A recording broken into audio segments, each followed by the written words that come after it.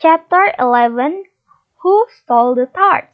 The King and Queen of Hearts were set on their throne when they arrived, with a great crowd assembled about them, all sorts of little birds and beasts, as well as the whole pack of carts. The knave was standing before them, in chains with a soldier on each side to guard him, and near the king was the white rabbit, with a trumpet in one hand and a scroll of parchment in the other. In the very middle of the court was a table, with a large dish of tarts upon it. They looked so good that it made Alice quite hungry to look at them. "I wish they'd get the trial done," she thought, "and hand round the refreshment." But there seemed to be no chance of this, so she began looking at everything about her to pass away the time. Alice had never been in a court of justice before, but she had read about them in books, and she was quite pleased to find that she knew the name of nearly everything there. "That's the judge," she said to herself, "because of his great wig." The judge, by the way, was the king, and as he wore his crown over the wig, look at the frontispiece if you want to see how he did it. He did not look at all comfortable, and it was certainly not becoming. "And that's the jury box," thought Alice, "and those 12 creatures." She was obliged to say "creatures," you see, because some of them were animals and some were birds. "I suppose they are the jurors." She said this last word 2 or 3 times over to herself, being rather proud of it, for she thought, and rightly too, that very few little girls of her age knew the meaning of it at all. However, jurymen would have done just as well. The 12 jurors were all writing very busily on slates. "What are they doing?" Alice whispered to the Griffon. "They can't have anything to put down yet, before the trial's begun." "They putting down their names," the Griffon whispered in reply, "for fear they should forget them before the end of the trial." "Stupid things!" Alice began in a loud indignant voice, but she stopped herself hastily, for the white rabbit cried out, "Silence in the court!" And the king put on his spectacles and looked anxiously round to make out who was talking. Alice could see as well as if she were looking over their shoulders that all the jurors were writing down stupid things on their slates, and she could even make out that one of them didn't know how to spell stupid, and that he had to ask his neighbor to tell them. "A nice model their slates I'll be in before the trial's over," thought Alice. One of the jurors had a pencil that squeaked. This, of course, Alice could not stand, and she went around the court and got behind him, and very soon found an opportunity of taking it away. She did it so quickly that the poor little juror, it was Bill, Alice could see as well as if she were looking over their shoulders that all the jurors were writing down stupid things on their slates, and she could even make out that one of them didn't know how to spell stupid, and that he had to ask his neighbor to tell him. "A nice model their slate I'll be in before the trial's over," thought Alice. One of the jurors had a pencil that squeaked. This, of course, Alice could not stand, and she went round the court and got behind him, and very soon found an opportunity of taking it away. She did it so quickly that the poor little it was Bill, the lizard, could not make out at all had become of it, so after hunting all about for it, he was obliged to write with one finger for the rest of the day, and this was of very little use, as it left no mark on the slate. "Herald, read the accusation," said the king. On this the white rebel blew three blasts on the trumpet, and then unrolled the parchment roll and read as follows: "The Queen of Hearts she made some tarts. All on a summer day the Knave of Hearts he stole those tarts, and took them quite away.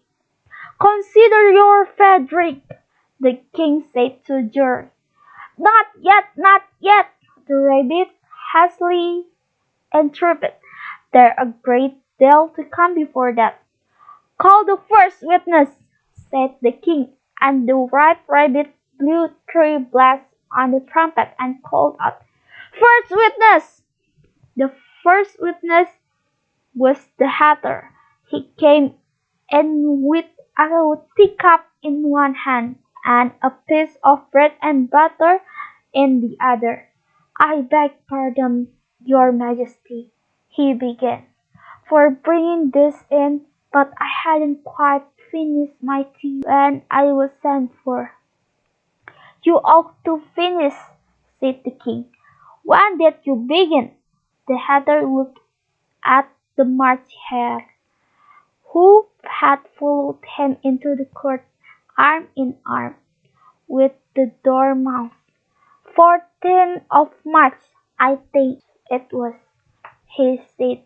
"15th," said the March Hare. "16th," added the Dormouse.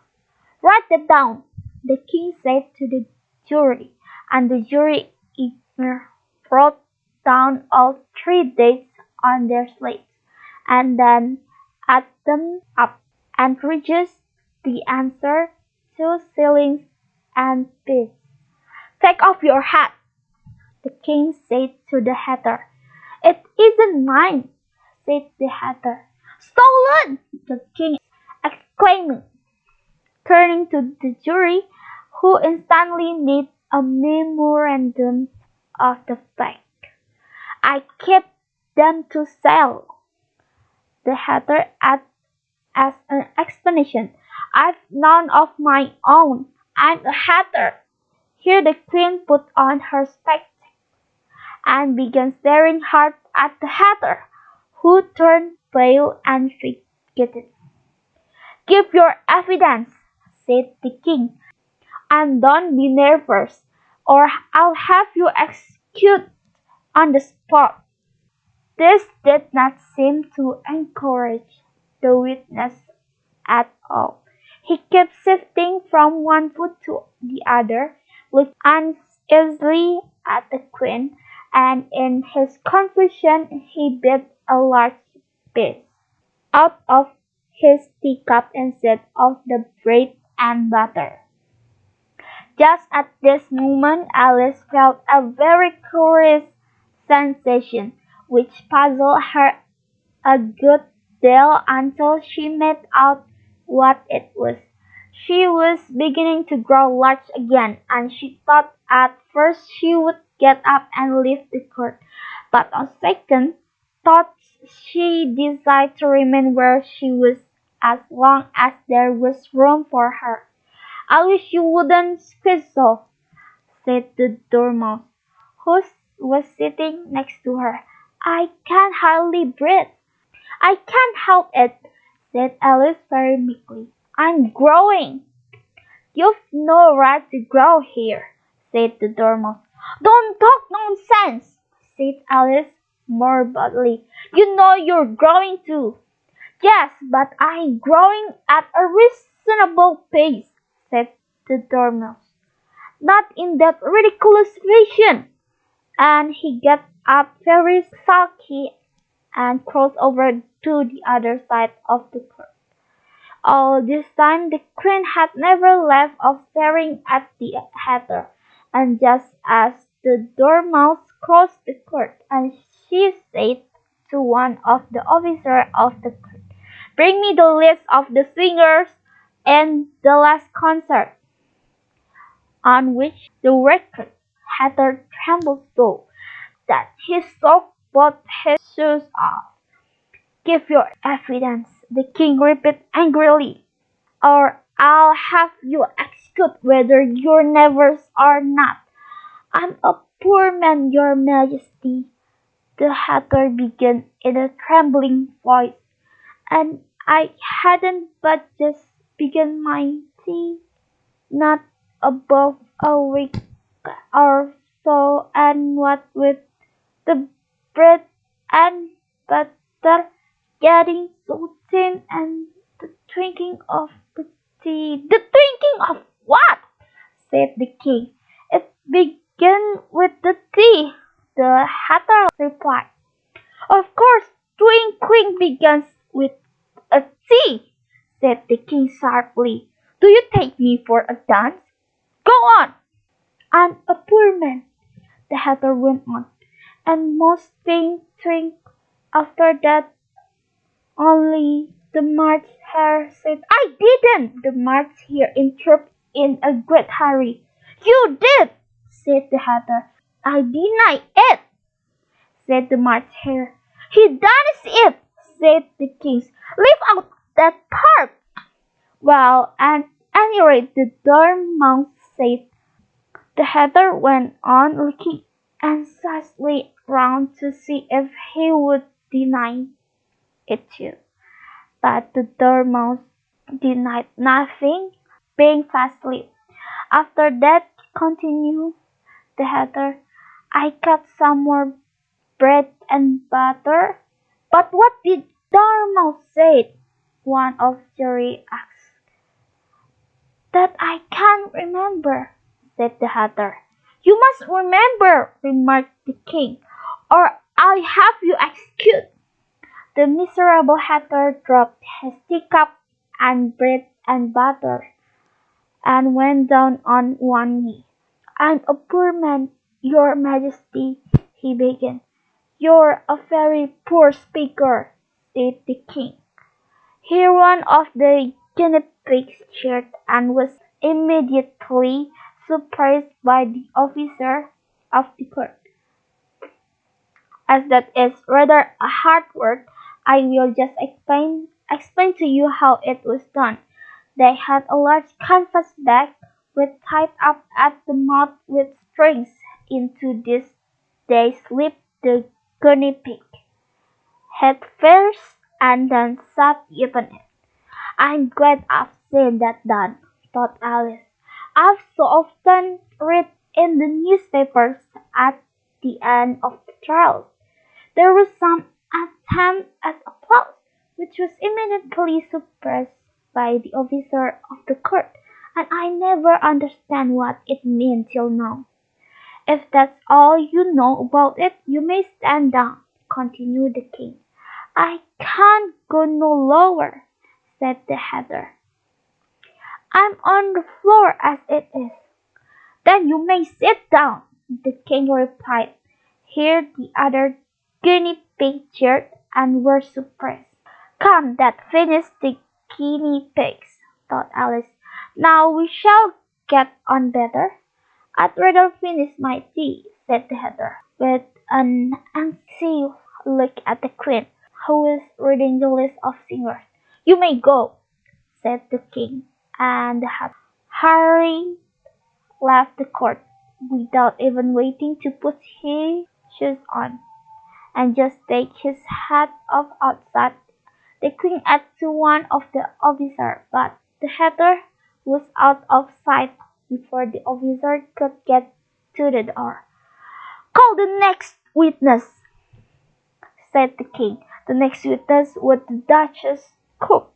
She carried the paper box in her hand, and Alice guessed who it was even before she got into the court by the way The people near the door began sneezing all at once. "Give your evidence," said the king. "Son," said the cook. The king looked anxiously at the white rabbit, who said in a low voice, "Your Majesty must cause assign this witness." "Well, if I must, I must," the king said with a melancholy air, and after folding his arms and frowning at the cook till his eyes were nearly out of sight, he said in a deep voice, "What are tarts made of?" "Paper, mostly," said the cook. "Quick," said a sleepy voice behind her. "Collar that dormouse!" shrieked the queen. "Behind the dormouse! Turn that dormouse out of court! Suppress him! Pinch him off with his whiskers!" For some minutes the whole court was in confusion, getting the dormouse turned out, and by the time they had sat down again, the cook had disappeared. "Never mind," said the king, with an air of a great relief. "Call the next witness," and he had in an undertone to the queen. "Really, my dear, you must call Elsa the next witness. It quite makes my forehead ache." Alice watched the white rabbit as he fumbled over the list, feeling very curious to see what the next witness would be like. "For they haven't got much evidence yet," she said to herself. Imagine her surprise when the white rabbit read out, at the top of his shrill little voice, the name Alice.